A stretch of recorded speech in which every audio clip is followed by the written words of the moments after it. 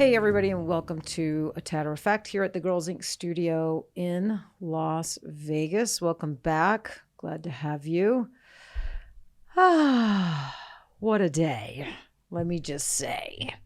Didn't know if I was gonna get even behind the mic today. A little exhausted. So I had not that you want to hear about my day, but I'm gonna tell you anyway. I had two of our Girlz Inc. artists, Ren and Sophia, amazing brow artists. I mean, just stellar work, stellar brows, awesome. Do their first eyeliner client today. So that was exciting. And it actually went really, really well. And I think it was really humbling for the both of them, you know, because I think they're both at a place where they're really so good with brows and nail their brow work every single time. To sit down and do an eyeliner for the first time, you know, it's hard. I think it was harder maybe than they expected. Because I think when you watch someone who's really good at eyeliner, it looks easier than what it is. You know, a really good artist can make any procedure, you know, look, you know, easy. They do it so effortlessly. Like if you watch Ren and Sophie do an eyebrow, I mean, they make it just look so easy because they've been doing them, you know, for so long and they're so good at it.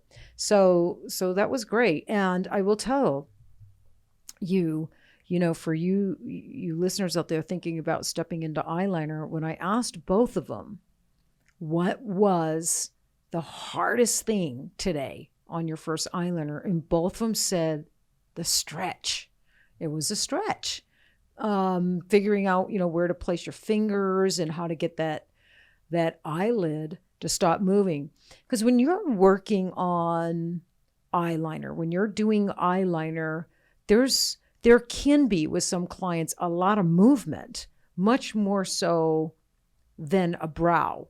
Like you're talking, you know, they're trying to blink. Maybe they are blinking. You know, if you got a good stretch and you got your, you know, good pressure in the right areas, then the client can try to blink, but they're not really blinking. Like a lot of times clients will say to me, I'm so sorry, I'm blinking. I'm like, you're not blinking at all.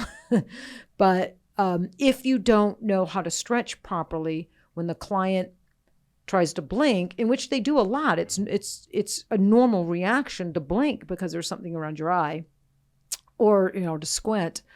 If you don't have a proper stretch or your fingers placed in the right areas, then they actually can blink. So your canvas is moving. Our model today, you know, was trying to blink. She was even trying to squint, and a little teary. She had a little bit of tears going on, and she was twitchy. It's kind of twitchy. So what a great first model. But I say, you know, get the hard models over first. I think it was great. I think both of them did super good. I was really proud of them. So kudos to Ren and Sophie on their first eyeliner client. And it happened to be Kat's sister. I don't know if that was a good move or a bad move. No, Jackie's awesome.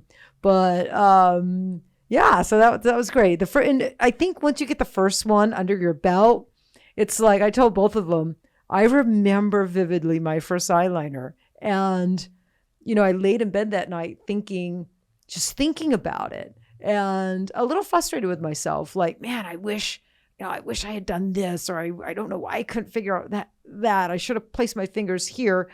And I couldn't wait for the next one, you know, to correct some of the things that I didn't do as well as I wanted to do on the first one. So both of them are feeling that way. They're both, you know, really excited, and they got another model next week.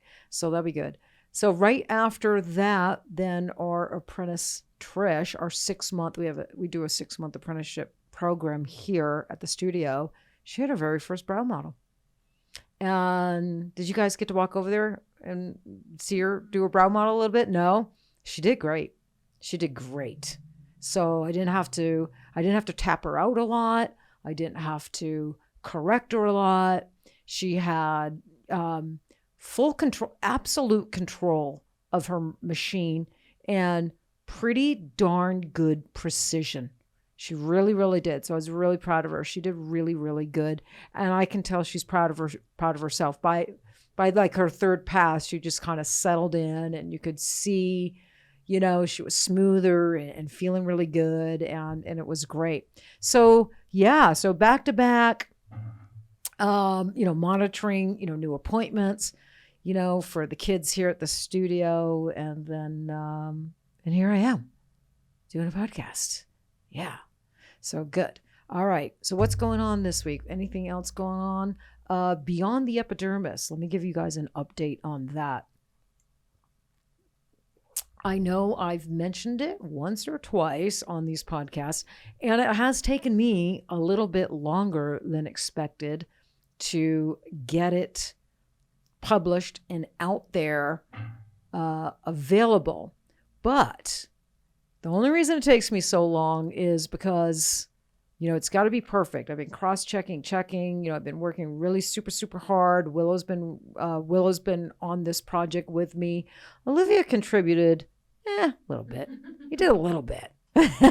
We and Willow didn't want you to feel left out. So we had her do the color wheel, like a regular full-size color wheel. So anyway, so that is off to its final sample print, right, Willow? So it's at the printers, and we'll probably be able to pick that up next week. Make sure, yeah. So I'm super excited, making sure all the color is on point and everything looks good. I ended up adding some pages from the last time I mentioned it and talked about it. I decided to add some pages and add some additional information. So that's been the holdup. But it's it's a project that I'm really proud of. It's a project that it's one of the most difficult projects I've ever worked on. It's been one of the longest projects I've ever worked on. But overall, you know, I'm really happy I took it on, and I'm also really happy we're at the end, or really close to the end. And I'm really excited to get this out to you guys. I think it takes a subject, color theory, and color theory, that's a broad term, right? Color theory, in my opinion, includes skin undertones, the overtone, you know, learning to read skin, the science of pigments, understanding pigments and their relations to MRIs, the difference between, you know, organics, inorganics, hybrids, titanium, just all the different scientific aspects of pigments. It includes corrections, understanding modifiers, how to use them, when to use them, how to pick there a lot encompasses color theory. So I do have a color theory course online. It's been out there about 7 years. It's still really, really popular. And we've been refreshing that. I've been refreshing that and making that putting that on the new platform, the new Girlz Inc. platform. So that is just about done as well. And then the Beyond the Epidermis, it's like, and my color theory online is really long. It really probably would take, I don't know, you guys have seen it, a couple of weeks to really read everything and to go through the whole course. It's like 5 sections. It's really, you know, lots of written text, lots of pictures, video. It's a really long, in-depth course. And Beyond the Epidermis is a publication where I just took all that information and condensed it to make it a really quick reference publication with 2 checklist posters and then the book and case studies that go with it. So, you know, what I was saying before is color theory can be a very complex, complicated subject for many PMU artists. Others, it's not so complicated. It's not so difficult to grasp. But I think more than not, it is. And sometimes, the way people can teach it can also be complex and hard to follow.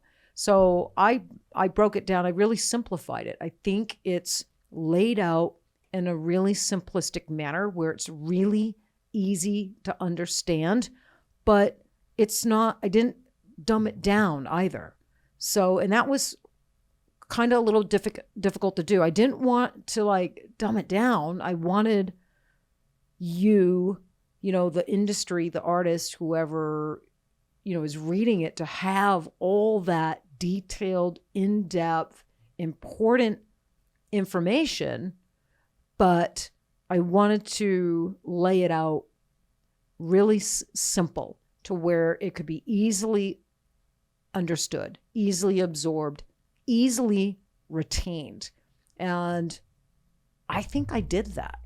I mean, you understand it, Willow, and you don't even tattoo. I completely understand it, and I think that was the most important part, was making it so that someone who doesn't tattoo and isn't in the permanent makeup industry the way that you are, and like I understand color theory in a completely different way, so it makes complete sense now how you guys see it and how an artist should understand it. Right. And we have apprentices, and we have a couple new artists, studio artists at Girlz Inc. And just starting to learn color theory. And we have apprentices. We got 5 apprentices. So, we had the whole publication over there and them reading through it and going through it. So we really did put it to the test. So I'm really excited that Beyond the Epidermis is ready to go and available.